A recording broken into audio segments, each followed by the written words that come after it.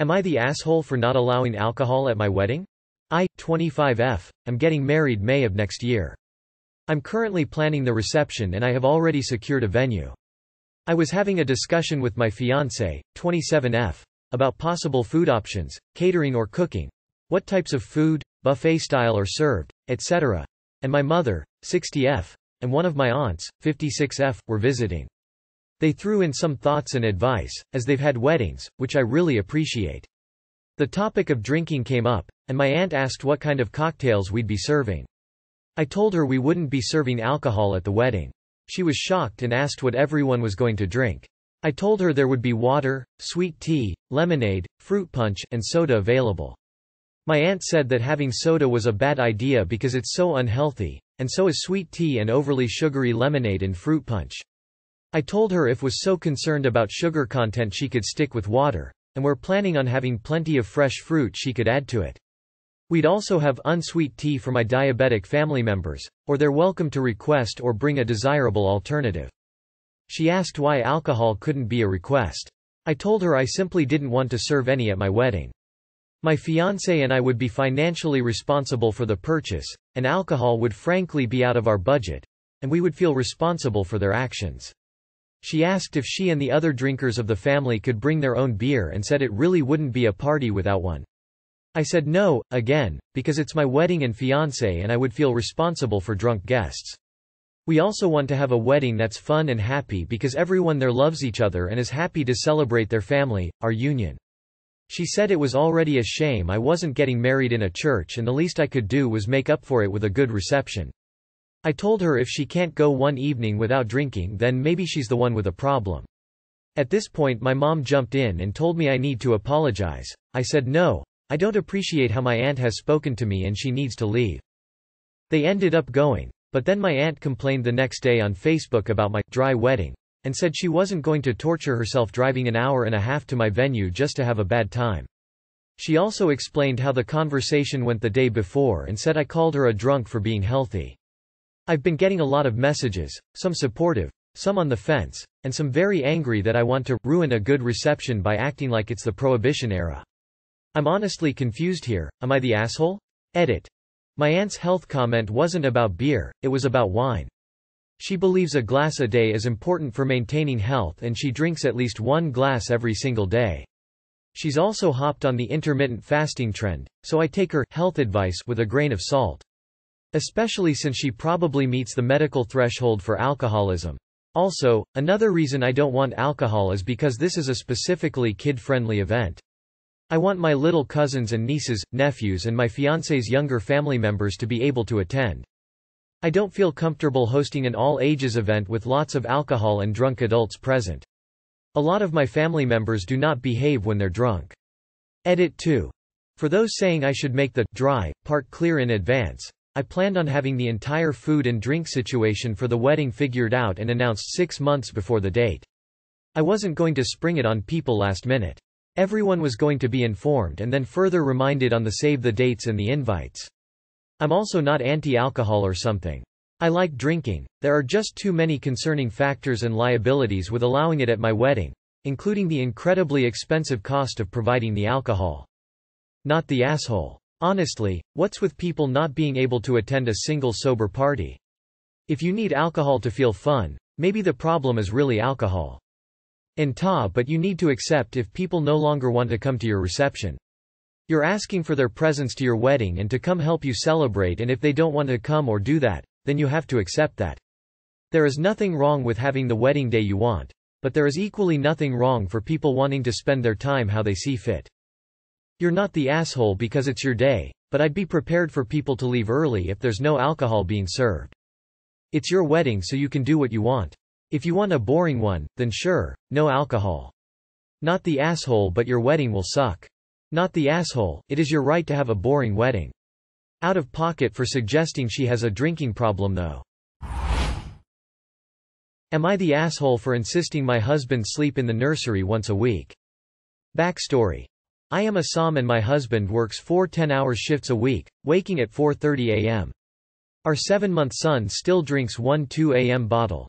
I do this 6 nights a week, but want one night off on one of my husband's 3 weekend nights, so that I can get one uninterrupted deep night of sleep a week.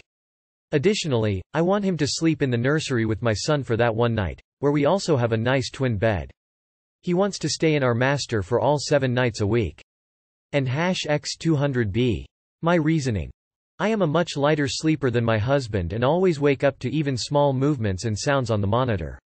My husband sleeps through a lot, most. For instance, in the past he has claimed our son slept till 9 a.m., when in reality he slept until 7 a.m. and then made lots of loud playful noises in his crib and my husband never woke up to them. I've had nights up with my son crying multiple times and he thought the baby slept through the night. Even if my husband does the 2 a.m. feed, if he stays in the master, I still will be the one who wakes up frequently on my night off, since the monitor would still be in the room with us. I'd likely have to wake him when our son wants to be fed. My point of view is I would still carry the mental load of that night too, since I'd still be listening to, hearing the monitor and thus wouldn't actually get better sleep. I feel I deserve one night a week where I can truly sleep deeply with no monitor and no listening for the baby, and be able to trust that my husband has the situation fully handled as he is in the room with him. I also don't feel comfortable just having no monitor at this age, as our son is at the mobile age where he gets himself into trouble such as arms, legs caught in his crib but can't get himself out of it. And #X200B. My husband's reasoning is he is happy to do baby duties but wants to do so from his bed instead of the nursery and feels it is an unreasonable ask to be asked to sleep in the nursery once a week. He thinks if I wake up to the baby on his night, that isn't his problem. He thinks I am overly paranoid and that if I have trouble sleeping with the monitor, we should just turn off the monitor. The nursery is 10 yards down the hall from the master and we, likely would still hear him without monitor if he cried loudly, but wouldn't be able to hear quieter noises without a monitor. My husband thinks that me waking frequently to the baby is an anxiety problem and that I should basically work on myself at being less anxious by stop using crutches like the monitor or him sleeping in the nursery. He feels that by sleeping in the nursery he is enabling anxiety, paranoid behavior. And #X200B. Additional relevant info. Our baby can't sleep in the master with us, due to lack of space. I don't want this arrangement forever. Either until he drops that feed or turns one, whichever comes first. My husband knows that I am posting and helped edit his side. We will go with what the internet decrees. Edit to add. We have already been doing it this way for the past month and my husband wants to discontinue doing it this way. I do feel that I get much better sleep this way and am able to sleep through. I usually have to ask my husband the next morning if he fed the baby, because I didn't hear anything and slept through. Info. If he wants to take care of the baby from the master bedroom, how does he intend to do it? Considering he sleeps through the baby monitor alarm and apparently even the baby's voice? Not the asshole. He doesn't get to sleep through the hard parts of fatherhood. Not the asshole. He needs to do his fair share. Source: a sleep-deprived mom who can't get her husband to do even one night a week but wishes he would. Nah. It isn't his fault he's a deeper sleeper. This arrangement is a little odd and he isn't at fault for not wanting to sleep somewhere other than his bed. But you're not wrong to ask when it's waking you up. I can't even get started on the fact that your husband thinks that you are too anxious or paranoid, and that a monitor is a crutch, etc. Sir, you need to look up and read what happens to the brain of the main caregiver of a baby. There is no excuse for this type of ignorance. Am I the asshole for not allowing my daughter to have sleepovers outside of our home? Edit. I should have added that we don't particularly trust this specific friend. She has actually thrown a book at my daughter's face before. She is also allowed to do a lot of things I wouldn't consider age appropriate for a 13-year-old girl and has tried to influence my daughter to do so in the past. I hope that extra info helps. I, 38 female, and my husband, 37 male, have never been fans of our daughter going to sleepovers, or our son either. Our daughter, 13 female, has never had an issue with this either. We of course allow them to sleep over at grandma's and cousins' houses, just no one outside of our close family. We are also happy to host their friends at our home anytime they ask, schedule permitting. The reason I ask am I the asshole is because yesterday my daughter's best friend's mother reached out to me via text and asked if there was any chance my daughter could have a sleepover at their house. Now I want to say she is well aware that we don't do sleepovers, as our daughters have been friends about 5 years now. I told her that we still aren't doing sleepovers but thanked her for asking. She then sent me a text asking me why I won't let my daughter sleep at her house and asks if it's a trust issue. I called her to reassure her that that was not the case, and she proceeded to go on this emotional tirade about how she just doesn't understand why I won't allow it. She said she respects our decision as parents, but she just doesn't understand it. She went on to say her son had his first sleepover at 3 and my daughter is 13, so she just doesn't get it.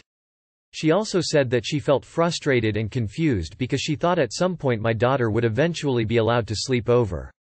Every time I tried to get a word in, she would interrupt me and start explaining again how she was so frustrated and just didn't understand.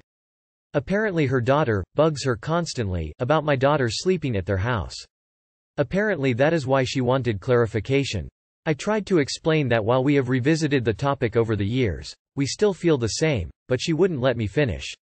She said I've led her on for years that eventually we would allow it, which is absolutely not the case. I've been clear with her and her daughter that we don't not allow sleepovers, and we have hosted her daughter at our home any time the girls ask. My daughter also spends time at their house but comes home at the end of the night.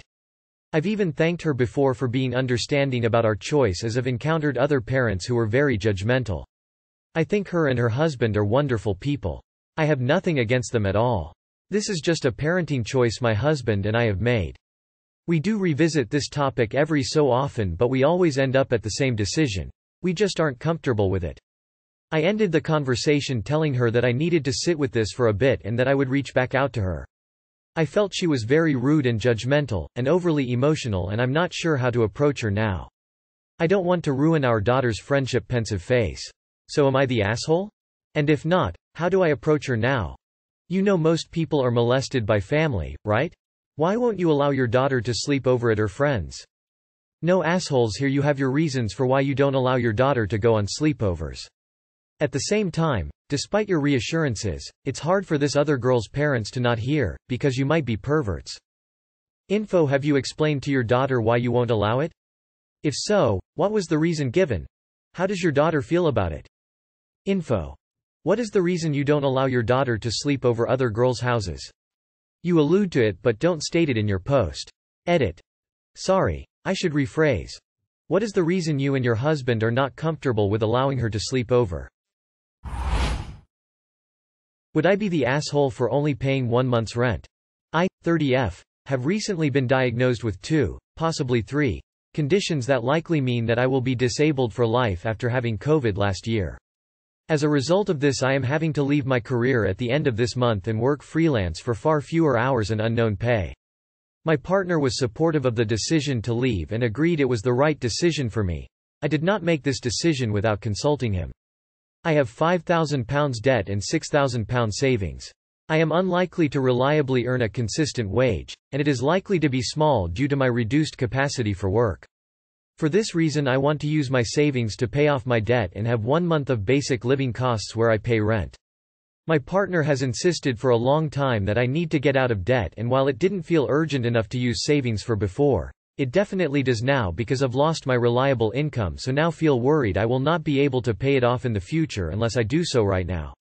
I may qualify for some benefits, ESA and PIP, but do not qualify for universal credit due to my partner's savings and income. We are unmarried but have been together for nearly 12 years and have lived together for 3.5 years. My partner, 31M, earns nearly twice my previous income when employed full-time and has savings that exceed a year of my previous wages. When I was earning full-time, we both paid proportionally towards rent and bills, so he has been paying more towards these than I did and has done consistently for 3.5 years. When I went to half pay, my share was reduced from £500 to £380 per month. If I was applying for benefits as a single person, I would be entitled to benefits that would cover my share of the rent, bills, and also give me £300 to live on each month, but I am not entitled to these because of my partner's income. I am upset that the government takes his earnings into consideration, as one of the reasons he doesn't want to get married to me is because he doesn't like the idea of being financially responsible for another person. My partner has asked that, seeing as I have 3 months of my pre-illness income saved, could I use that money to pay my normal, pre-illness, share of rent for the next 3 months?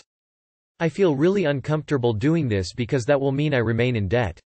I would rather work freelance next month and pay a proportion of what I earn as my contribution towards rent. I brought up the fact I'm not qualifying for benefits because the government take his earnings and savings into consideration because they expect him to be supportive first before reaching out for government assistance. Update. He has said that after these 3 months he will continue to do the agreement, so we'd pay proportionally. If I earn 5% of what he earns, I pay 5% of the rent. It's only because 6K equals 3 months of income pre-illness that he wants 3 months of rent paid. I would still be able to pay off some of my debt and could prioritize the debt with higher interest.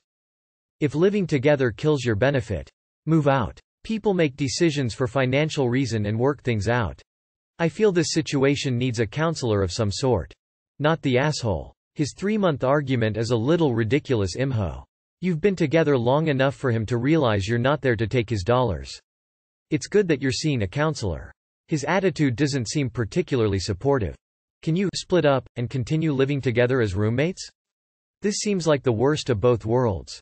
You don't have joint finances, but your benefits are low because of his finances. Info. Do you realize how unhealthy your relationship is?